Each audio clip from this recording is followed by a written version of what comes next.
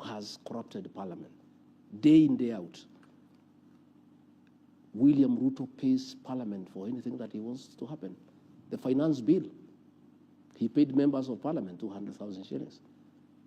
They passed the finance bill. They were in trouble from the public.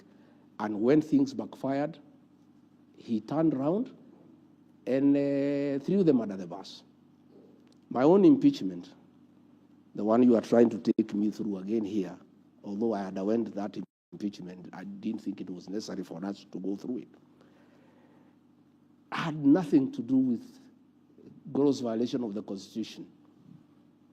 It had nothing to do with issues that were raised there. Gladys Bose-Sholei told William Ruto in a public rally, you told us to get rid of Rigathi, we did. You had it. Members of Parliament were paid 500,000. Members of the Senate were paid 10 million shillings each to impeach me by William Ruto. He is the one who has taught Parliament to be corrupt. In fact, there's nothing William Ruto does without paying money to people. He cannot now throw these MPs under the bus. And I told these MPs, I remember telling them, this man, I know him, I've been his deputy. He's an expert in use and dump. And the day you lose favor with the public because of following him blindly, he'll abandon you in high noon. What has happened, Vaughan, because I want to tell these members of Parliament and put them into perspective. To start with, William Ruto was complaining not about people being bribed with 10 million.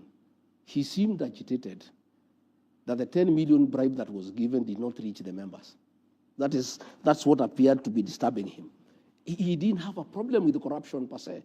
He seemed pained that somebody has paid 10 million, and he was asking the members of Parliament, did you receive the money? And they were there saying, no, we did not receive, which means he was confirming that him and members of Parliament have a working relationship, and he was trying to find out whether this bribe reached those people.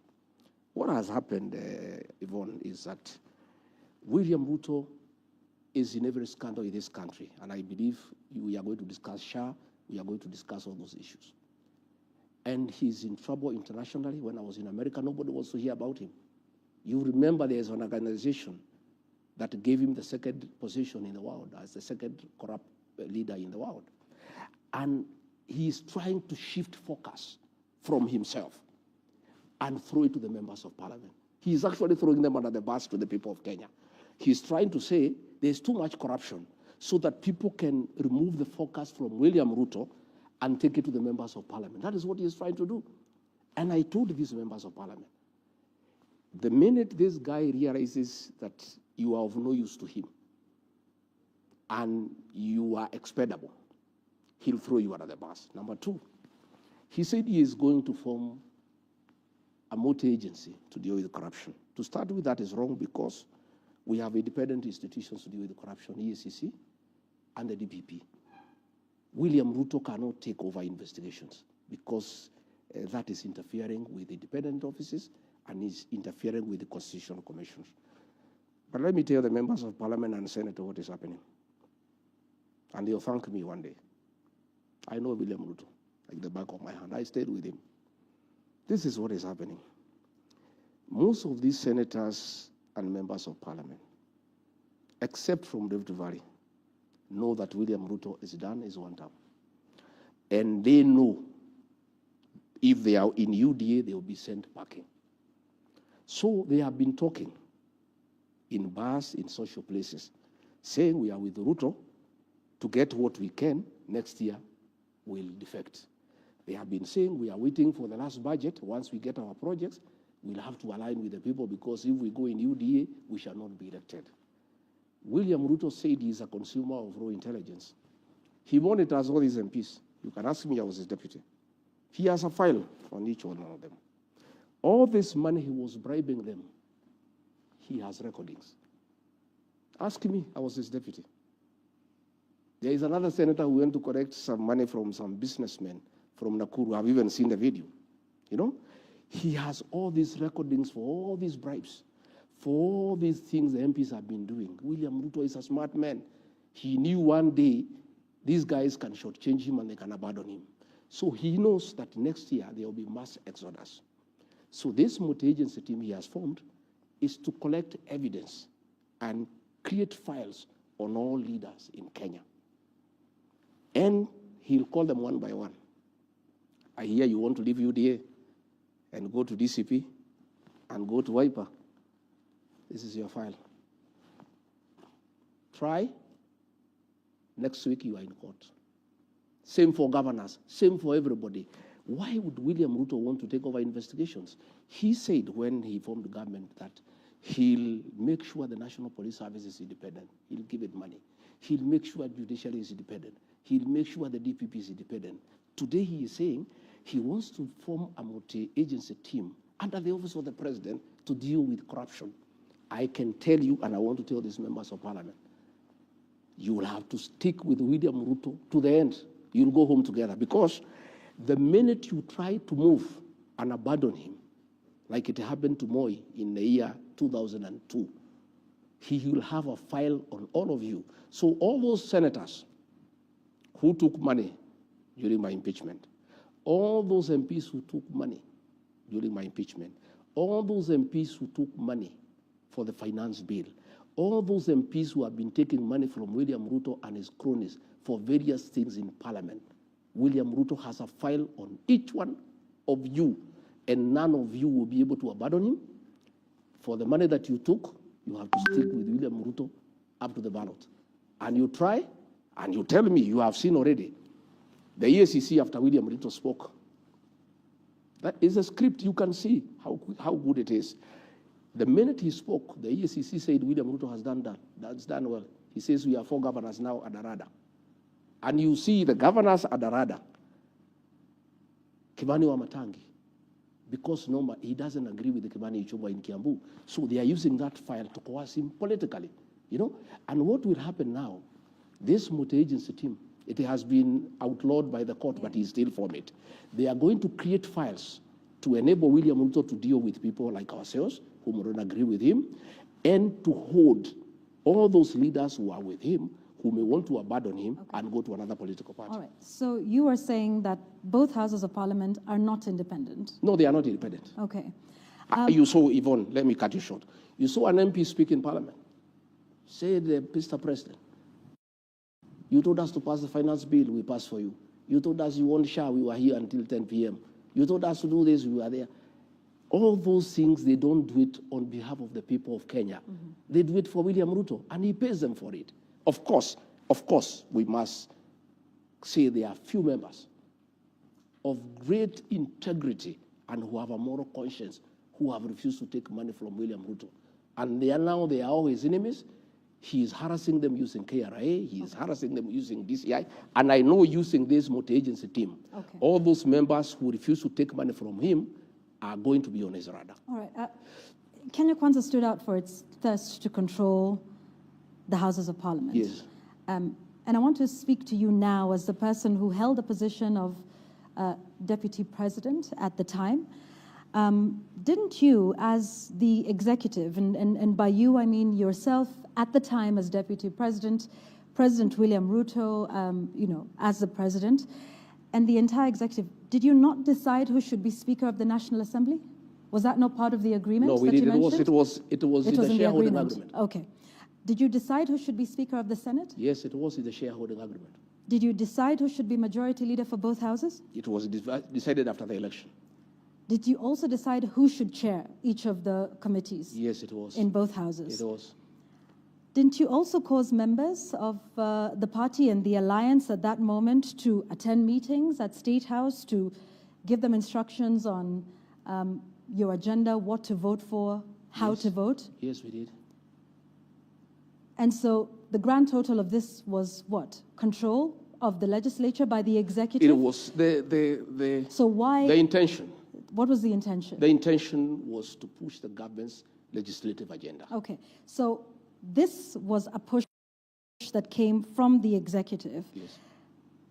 Are you then now surprised that members of National Assembly and the Senate are speaking the language of the executive when you yourself were a part of the executive making these decisions, where the member of the Speaker of the Senate, the Speaker of the National Assembly, all came from the party that you rode on to power. I think it was a very good.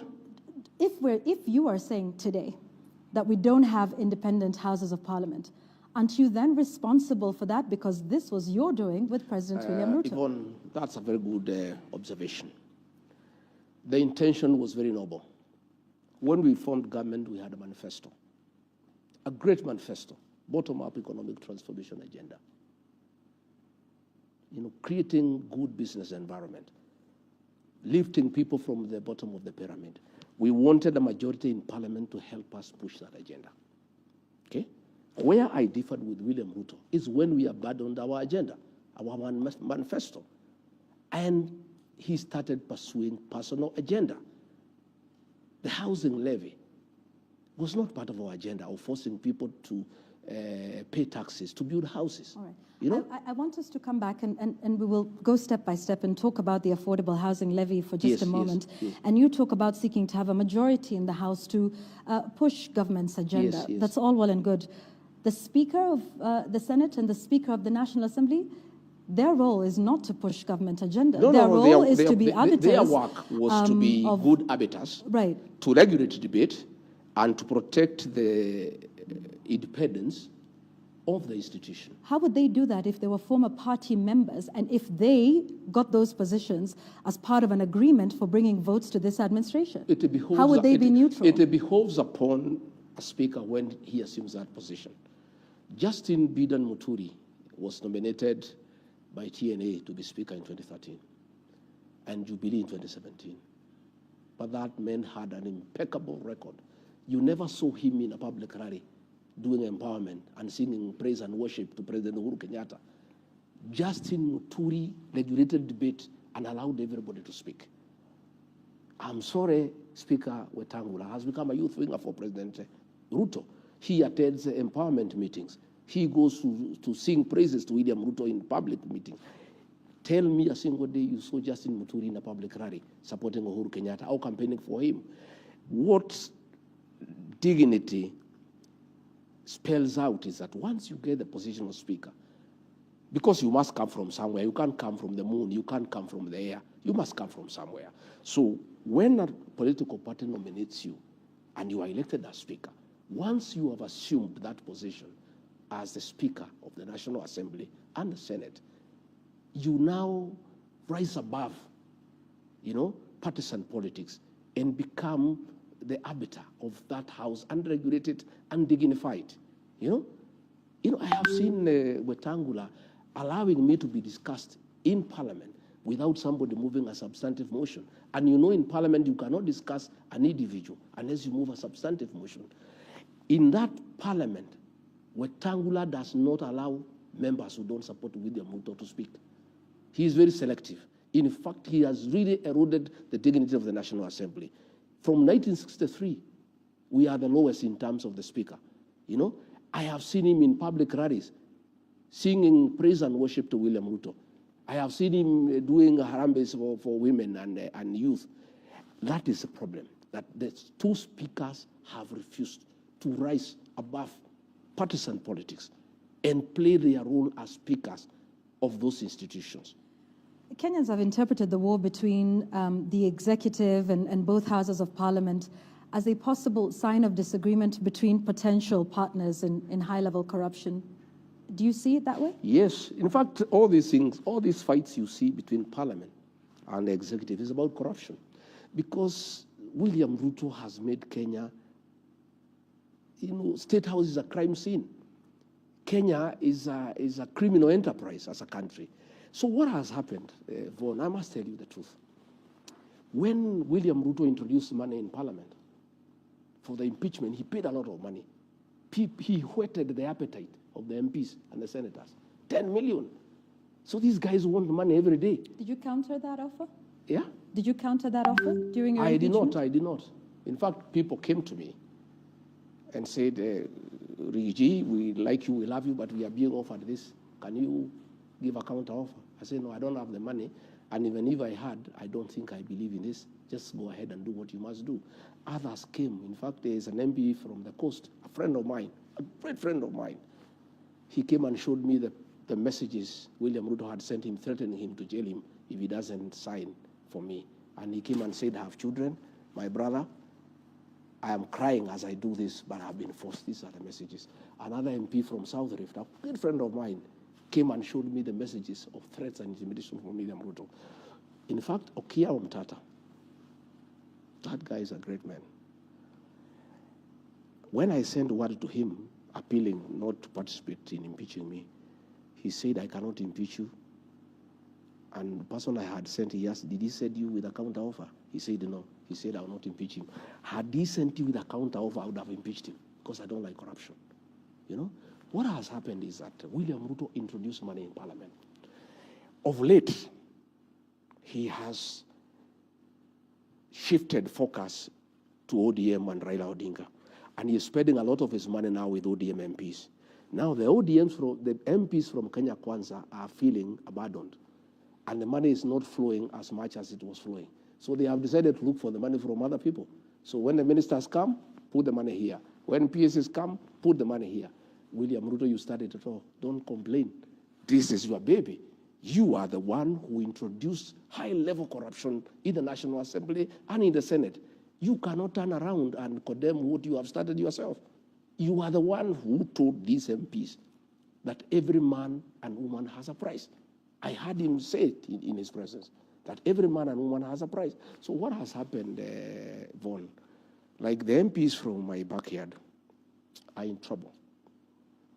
They cannot address any meeting unless they pay people.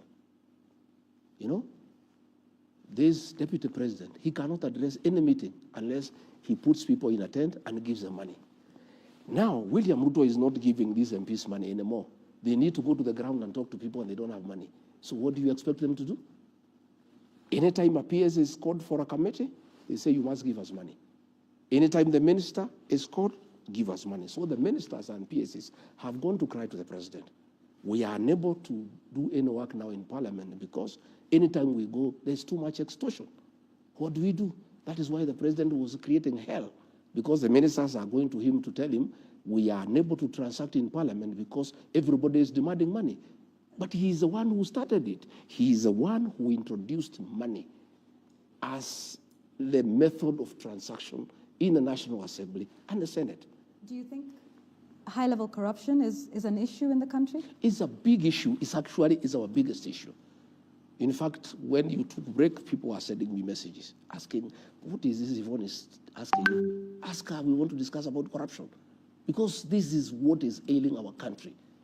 And I can tell you, Yvonne, State House has become a crime scene. Last 2 weeks ago, 15,000 young people were there. They were each given 2,000 as a bribe so that they can say 2 term. Corruption is being practiced in the highest office in the land in broad daylight.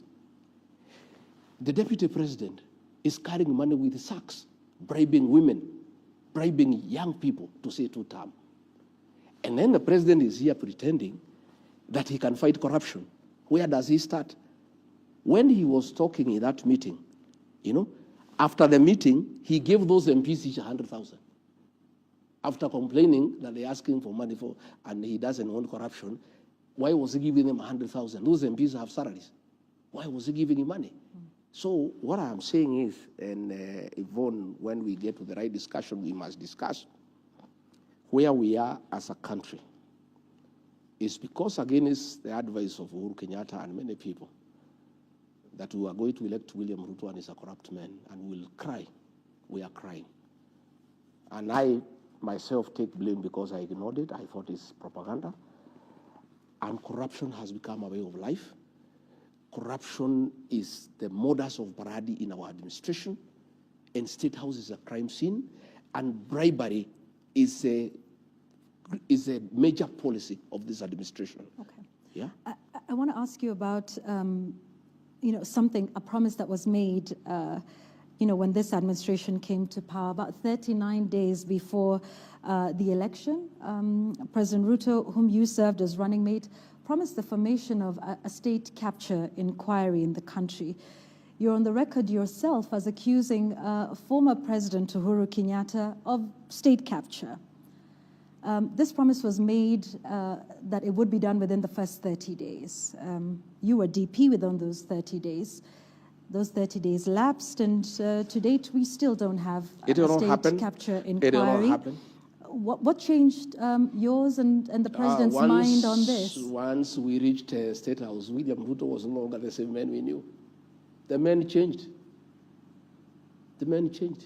And I can tell you for a fact, he changed. Before you were elected, he was in his home every week. Every week he was here taking tea up to midnight. Since he became president, he has never come back here. Even when we did not have issues for a year, we were quite free and friendly. He never came back here. He was too busy taking over and capturing the state. And when we get to the real business, I'll tell you how William Ruto has captured the state. So he could not agree to have a commission for state capture because he intended to do it himself. And he has perfected it and actually overdone it to a point that the country is almost crumbling, you know, to a point where now children cannot go to school because there is no money for capitation, to a point where people now are paying money to ghost hospitals, to a point where public money is being stolen and given to the deputy president to go and bribe people in broad daylight without being ashamed. You know what is shocking me, Yvonne, is impunity. You know, a president here is talking about corruption.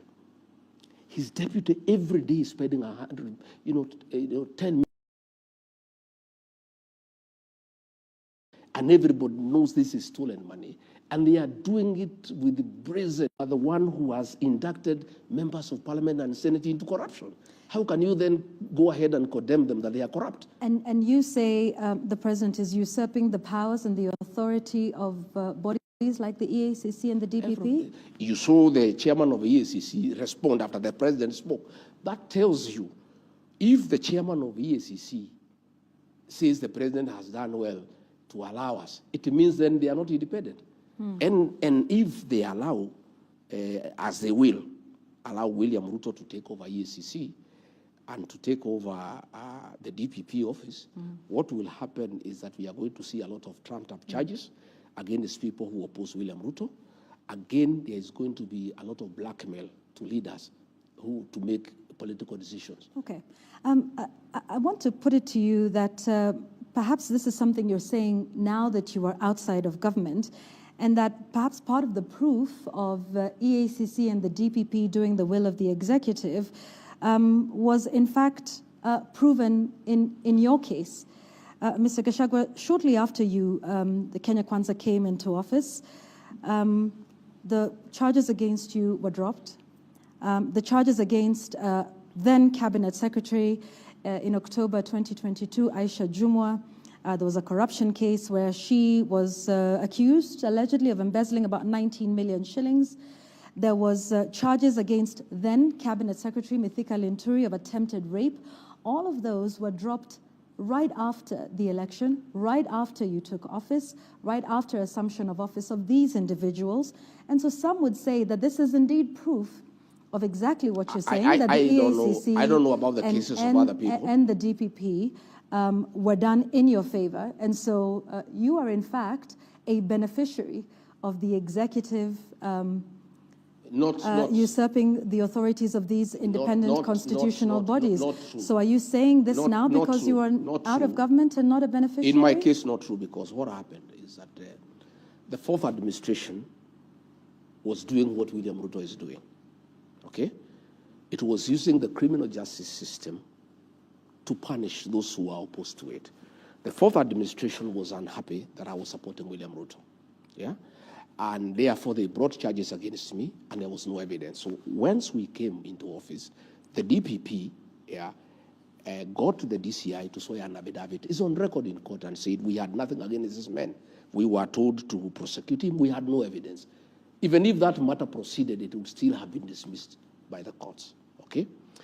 What pains me, Yvonne, and I feel very sad, is at that time when we were being persecuted by the fourth administration, William Ruto saw that in his administration, never again will he allow the use of the criminal justice system to punish those opposed to him? Yeah? He gave that undertaking that he'll never allow. And politics will be done the conventional way, through persuasion and consensus and concurrence. The minute he became president, I don't know what happens to that state house. Somebody is elected, he's a good man. When he reaches there, sometimes I even get very worried of being elected president. Somebody who was a reasonable person, somebody who was saying great things, somebody who was sensible, somebody who was for the rule of law, he becomes president and becomes a monster. William Ruto gave us an undertaking, in private and in public, that under his watch, in his leadership, he will never allow the use of the criminal justice system to pursue politics. That's exactly what he's doing, And that's what I'm saying is,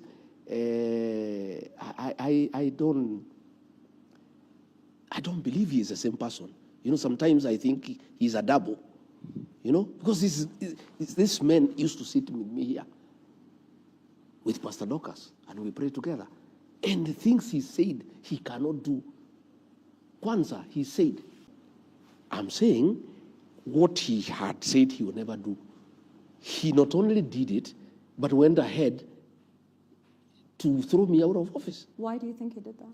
Because I could not agree to many things that he was doing. He had wanted a Mr. Yesa. He had wanted somebody to agree to corruption, somebody who can agree to killings of young people. I told him off. I told him no. And I said, I cannot agree. All right, let's speak about some of the things that are in the country right now, Yes. and that you seemed to agree with. The Social Health Authority, SHA, something you were a big supporter of, then, now appears to be suffering a series of scandals. At least the Ministry of Health is defending itself, is defending its record, saying there is no fraud at the Social Health Authority. You sat there when this was being mooted. What was the proposal? And do you think, in hindsight, that initially I supported. Yeah. What was the idea that you supported? We had committed. Yeah. We had committed in our manifesto to improve on NHIF and actually make it available to every Kenyan. And in fact, we promised to reduce the payments for ordinary people from 500 shillings to 300. We went ahead to promise that those who could not pay, who had no income at all, will be covered, by the fund without having to make any contribution. Those are the things that we did. So when we came in, we got the former CS for Roots, Kamau, to come and chair the board of NHIF.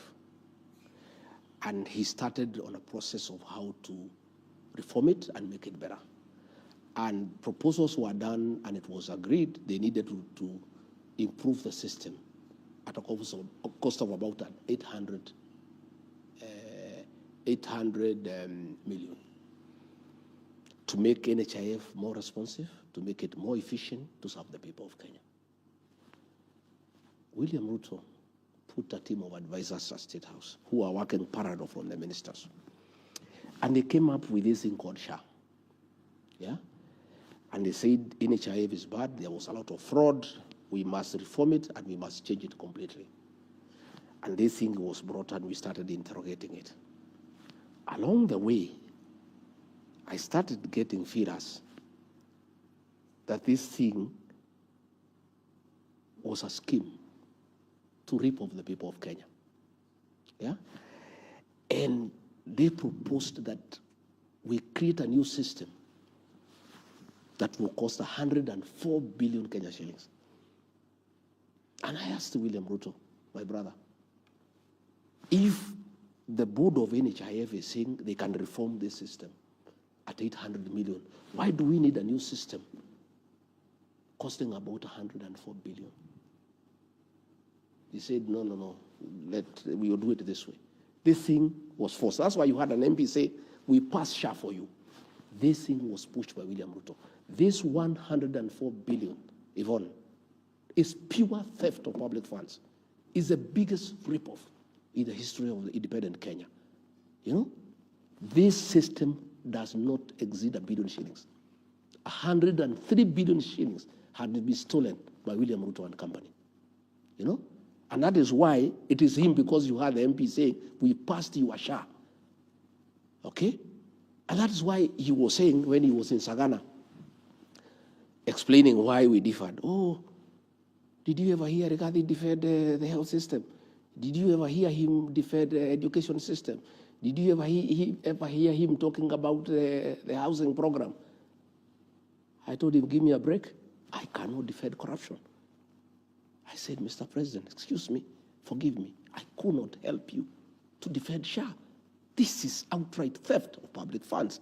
Now, after stealing 1.4 billion shillings phone, Duale and company now, the little money people have been deducted from their salaries, the little money that people are paying for SHA, this money they are sending to non-existent hospitals and stealing it. And this is the money that is doing empowerment programs by Mr. Soprano. This is the money that William Ruto is using to bribe people in State House. Where do you think this money is coming from? I heard him asking the governor of Mandera, not governor of Mandera. He was saying there is a governor who has paid 150 million. Where did he get it from? I want to pose you the question, Mr. William Ruto. This money you are bribing people. This one you are given Soprano to bribe people. Where are you getting it from? This is money for SHA. Now, Aden Duale is telling us, an abusing journalist, Yvonne, that we have shut down the hospitals. How do you shut down hospitals that do not exist? Please, these people, the impunity, the kind of contempt they have for the people of Kenya. A minister telling the people of Kenya, they have discovered that money is being paid to non-existent hospitals, ghost hospitals. And his reply is that, no, we have shut down those hospitals. Where is the money? What measures has he announced today? If these hospitals were non-existent, if these hospitals were not compliant, and they have been shut because they are not compliant, has he announced how we shall recover this money? I would have expected William Ruto, the new champion of fighting corruption in Kenya, to talk about this. Instead, he's only talking about 10 million, and his complaint, it has not reached the MPs who are his friends. That is his only concern, that 10 billion was bribed, it did not reach MPs. William Ruto, why are you not speaking about this 10 billion? By today, in a country of the rule of law, Duale should be at home. You know? What and for? We are saying, what for? He should have been sacked. This is a scandal of unknown magnitude. You have seen today the website for SHA, where the records were, showing who has been paid, has been stepped down, so that you people do not interrogate these hospitals. Because what would have happened? You people are very imaginative.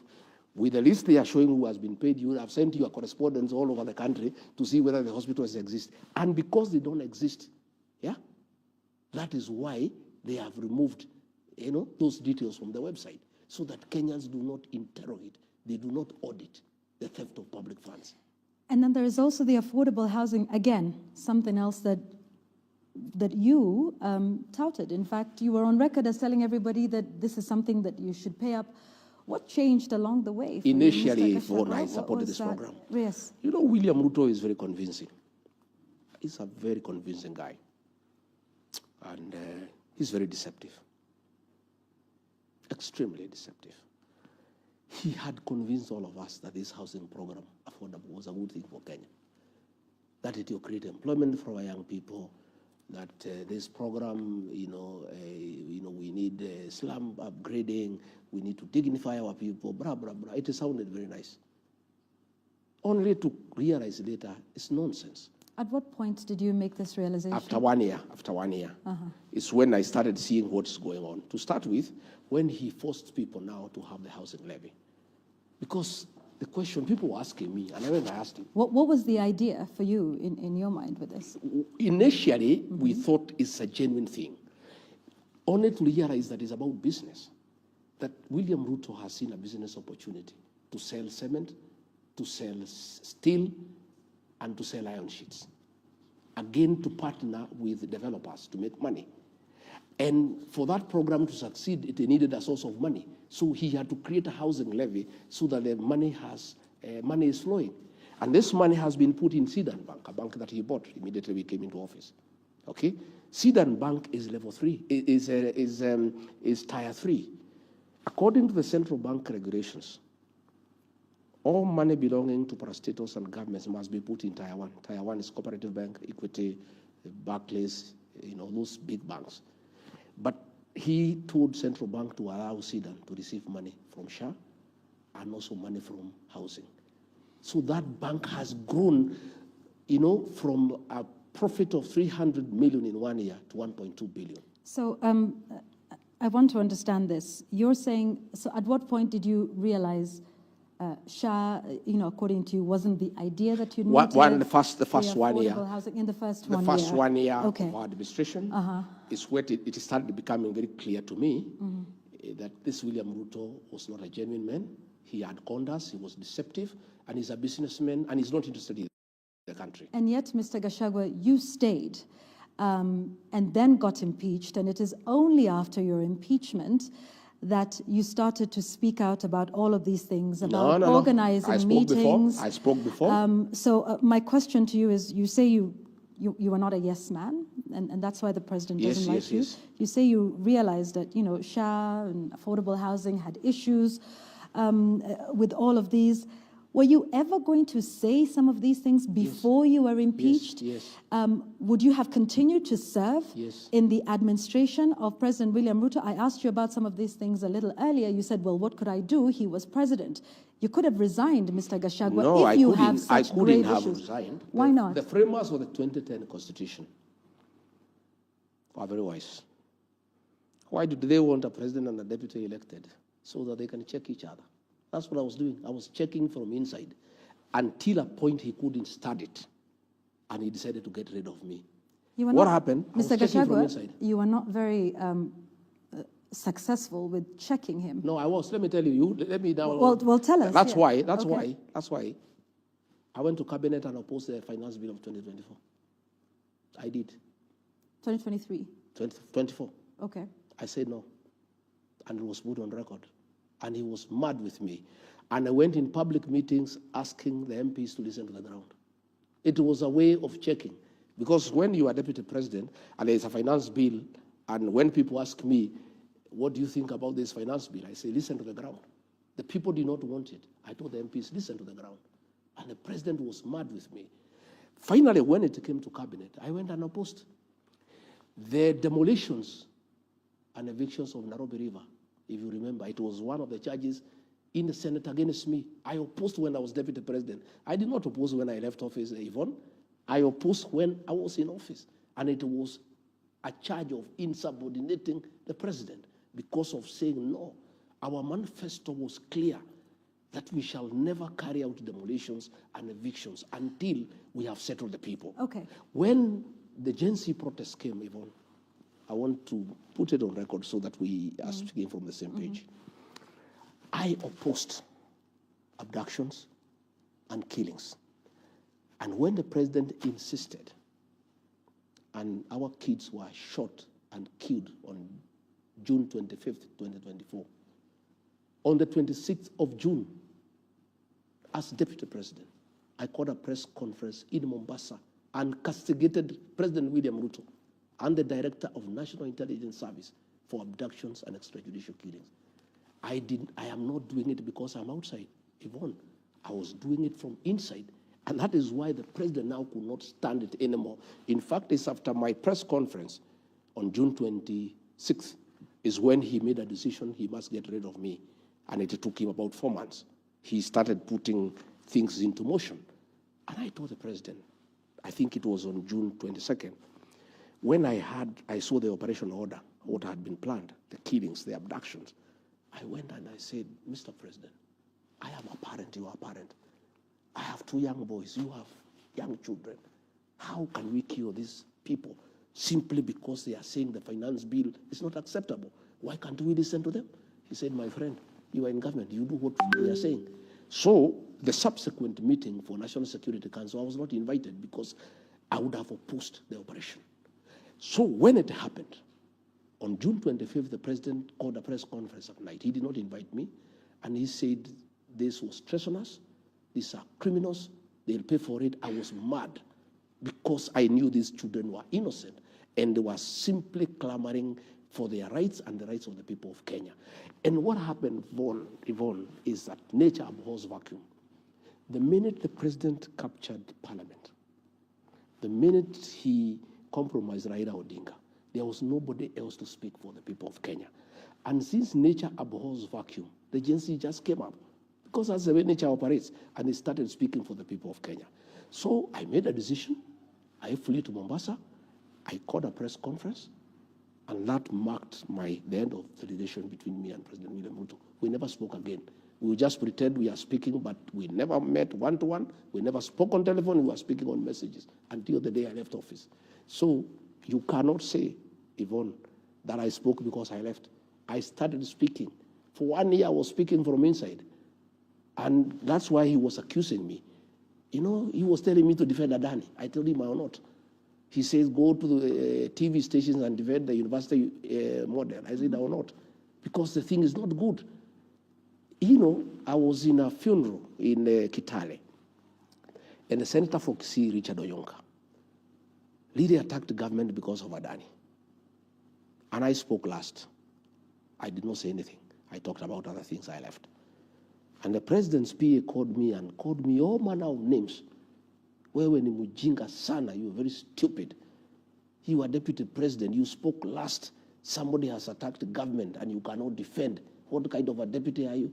I said, my friend, tell the president to call me and tell him I cannot defend corruption. Adani is corruption, I will not defend. Then he said, utatuona. The rest is history. Yvonne, I am a credible man, I'm a man of honor. And I was prepared to face the consequences of standing with what is right and what is true. I want us to speak about those protests for a moment and the state of rule of law and order in the country. Since those protests, there have been the abductions, there have been the killings, and there's also now an attempt at charging some of those who are involved in the protests using terror charges in the terror charge sheet. What are your thoughts as to where we are now, the state of the nation now, following the protests, in terms of, you know, the state of the rule of law?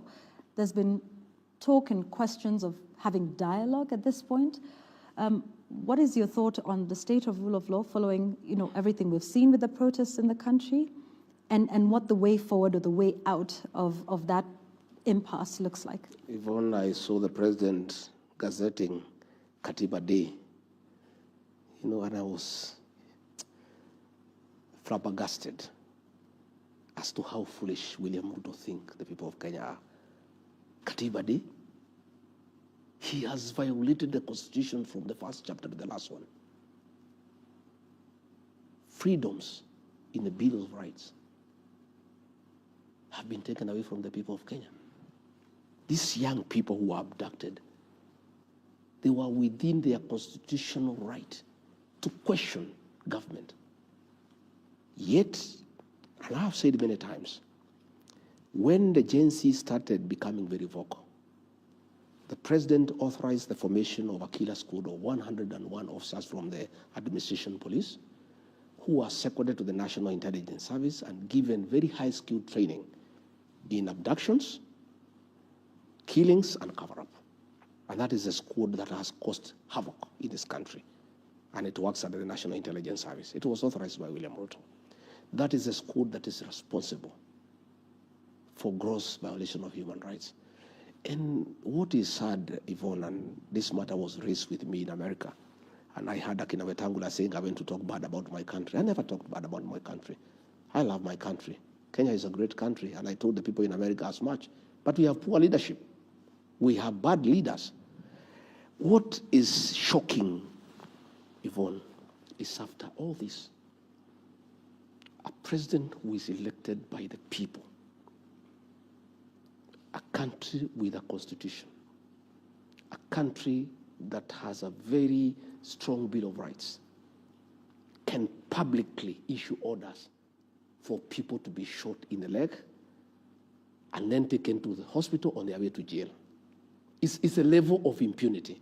And I'm very happy that in the bill in the Senate in America, that issue has been raised, abductions and extrajudicial killings. Yeah? So what is happening again when we had the last protest and Sabasaba? The state took over the protest and sent criminal goons to beat people, burn and torch property, and stage manage attack of police stations and courts. It was done by police. And then arrested innocent young people and charged them with terrorism. You know, that court in Kahawa is a specialized court to deal with terrorism, a very serious crime that needs to protect our territorial integrity and make sure that the country is safe. But to make sure that these young people are intimidated and they have no voice and they will never again hold the government to account, they are charged with the terrorism. So as we speak, we are at the lowest in terms of violation of human rights. And that's where the Americans are having a great problem with us. And we have never reached where we are. And the situation is coming from bad to us. And it is laughable that the president, ahead of his address to the United Nations, is going there to the United Nations General Assembly. He is trying to appease the international community because there is a lot of concern about extrajudicial killings and abductions. He is trying to hoodwink the international community by ordering Professor Makau Mutua to set up a team to compensate victims of extrajudicial killings and abductions. That team has been formally constituted today. Yeah. What do you think of the role of that, compensating victims of protests and dating as far back? I think it is good. I think we accept it's good to compensate people. But that should be the tail end. Yeah? We welcome compensation. But let's be decent. Let's not try to hoodwink the international community. Before you compensate victims, you must first accept that there were extrajudicial killings. The president should call a press conference and say, hey, my fellow Kenyans, I accept that there were extrajudicial killings and abductions. And this is wrong, and I apologize to the people of Kenya. And I say pole to the families and the people of Kenya. Number two, I have ordered the disbandment of the killer squad of 101 officers who have been abducting young children and killing Kenyans.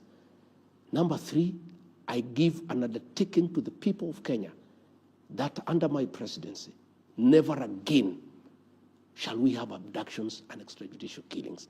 Number four, all those officers responsible for killing our young people and abducting them will be prosecuted. Finally, sad as it is, I accept that parents have suffered and they require some compensation. I therefore order a mechanism be put in place to compensate those families. And, Yvonne, government cannot compensate people it has killed. We must give it to another neutral body, like the Kenya National Human Rights Commission. Because what is happening is we have a petition before the ICC. If government identifies these victims, then we will not have witness protection. These victims will not be able to give evidence against William Ruto and the government. So this is a scheme to get to know who are the possible and potential witnesses for cases of crimes against humanity that we are taking to The Hague. So we are saying, if William Ruto is genuine, he must do what I've told you. He must first call a press conference and own up to the killings and the abductions. All right, before Two, Yvonne, he must disband that killer squad that has been doing it. Okay. And then he must de-gazette that team, pass this responsibility and the funds to the Kenya National Human Rights Commission, which is neutral. Because how do you get people who killed your child are the same people who are coming to compensate you? Even in terms of the way you relate. You know, the same person who shot your child is the one saying, oh, Mama, I'm sorry we killed your son. Yeah? Here is 100,000 to compensate you. How does it work? Let us have an independent body, the Kenya National Human Rights Commission, to be able to do it. I want to talk about, and to switch gears a little bit and, talk about some politics for a moment and maybe go back to your return from the United States.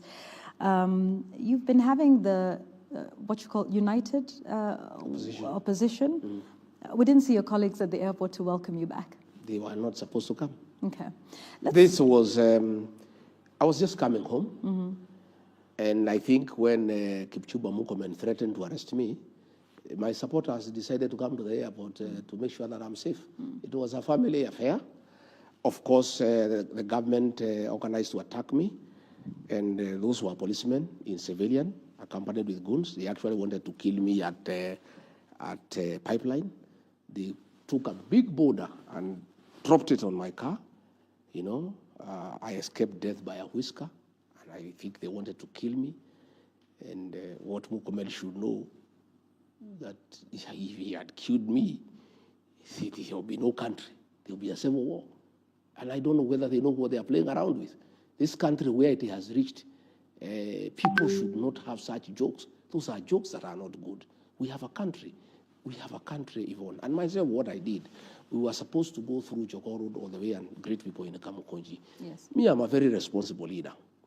When I assessed the situation, and I realized that a lot of force had been mobilized, policemen in civilians with guns, accompanied by goons with knives and pangas and rocks, and a civilian aircraft with policemen was hovering in the air and coordinating with the civilian officers on the ground, giving them our movement. Like I wanted to pass through Express Highway. The police blocked me so that I go to where the trap had been set.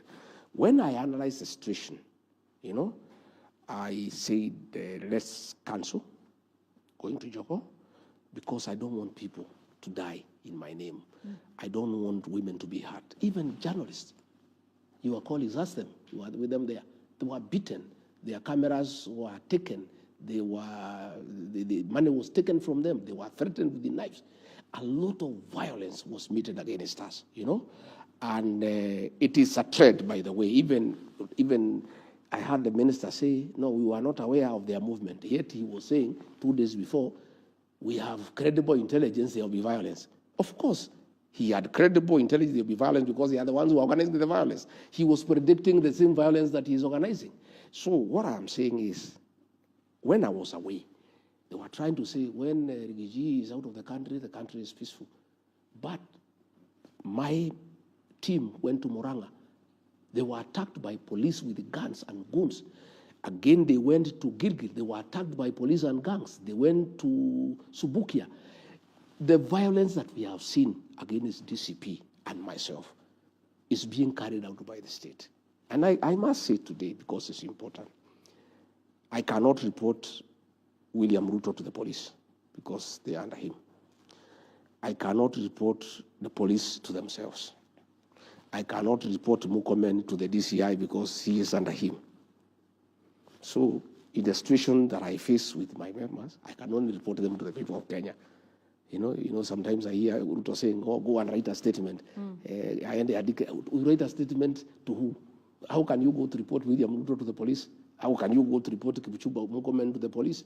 You can only, what I can do in my position is just tell the people of Kenya what is happening. The National Police Service is independent? It's not independent. It's because not? How can it be independent when Murkomen is telling them shoot to kill? When William Ruto is saying shoot in the leg? They are just pretending that they are independent. They are not. That guy called Douglas Kaja, he is from my home. And I told him the other day, you are a potential customer of ICC. Remember what happened to General Ali. William Ruto and Kipchumba Murkomen will use you. What is happening? I told him, Kaja, he's from my village. One of these days, you'll be in ICC. I want to tell these county commanders in Nairobi and elsewhere that we have set up a team to document all these violent activities. We have, like now what happened in Nairobi, we have documented it. the county commander, Nairobi, the sub-county commander, Embakasi, when we form government, they'll have to answer. Because why are they allowing police and goons to attack people? The county commander, Muranga, the sub-county commander, Kegumo, the sub-county commander, Gilgil, Subukia, we are documenting all these excesses. When this administration goes, and it will go, I want to assure you, there's a new administration. You will be held to account. So, and what happened in Central Police Station is a living example and testimony. The DIG Langat told people to torture Albert Ojwang. DIG has been absolved from blame. He's going back to work this week. The OCS, Central Police Station, the sergeant on duty, the corporal on duty are facing murder charges. I want to use this opportunity tonight to talk to our police officers. I want to talk to you as a father, as a leader in this country. Please stop being misused by William Ruto and Murkomen to do unlawful things because you'll answer. I want to ask our policemen to always be guided by 4 documents in the pursuit, in the course of their duty. The Constitution of Kenya 2010, the Penal Code, Chapter 6.3, the Criminal Procedure Code, Cap 7.5, and the Evidence Act, Cap 8.0. With those 4 documents, you can hold your ground. And even if your senior tells you to do something that is not covered by those 4 documents, you can stand your ground. Okay. But I want to say, if the government has decided to stop the one-term movement, they want to assassinate Rigathi Gachagua by using police in civilians and then blame it on goons, because I can see the pattern. What they have done, Yvonne, if you allow me, I have been attacked now 7 times.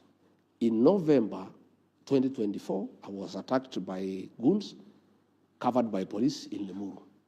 Up to today, nobody has ever been arrested. On 28th December, I was attacked by a police officer in Shamata. Nobody has ever been arrested. On 6th April, I was attacked by goons and police in Mweki, inside a PCA church. Nobody has ever been arrested. You know? Another day, I was attacked somewhere else. Now, I was attacked at the airport. What I can see, I was analyzing here with security experts yesterday, is that the government want to set up a trend where that Rigathi Gachagua is always attacked by goons, so that one day, police in civilian can shoot him dead, and then say it's the goons, and then order an investigation to arrest the goons when he is dead. What I want to tell them is, and I want to be very cautious, I want to say, it's important I say, because I have seen the trend of what is happening. I want to tell William Ruto and Kipchumba Murkomen, please, don't ban this country. This is our country, we have no other. Okay. Let us be careful. Don't do stupid things. Okay. Yeah? Thinking that you are stopping the one-term movement, yeah, and create some more in this country. Please All right. don't. We will also talk about that one-term movement in a moment. But, you know, there was something you said a little earlier, that when we form government, you were giving a message to the police. Let's talk about that now. In the United Kenya opposition, some of your supporters have been saying that of all the aspirants, you are best placed to run for president. Mr. Gachagua, can you confirm to us tonight if this is something that you are doing? Are you interested in running for president of the Republic of Kenya? What a question, Yvonne. Am I interested? Why not? I am a candidate to be president of the Republic of Kenya. I am qualified. I have support. I am looking for more support. And I'll be on the ballot as a candidate for president. Let's talk about you being on the ballot. How will that happen with your impeachment? What do you mean? William Ruto, Uhuru Kenyatta had charges against him, crimes against humanity.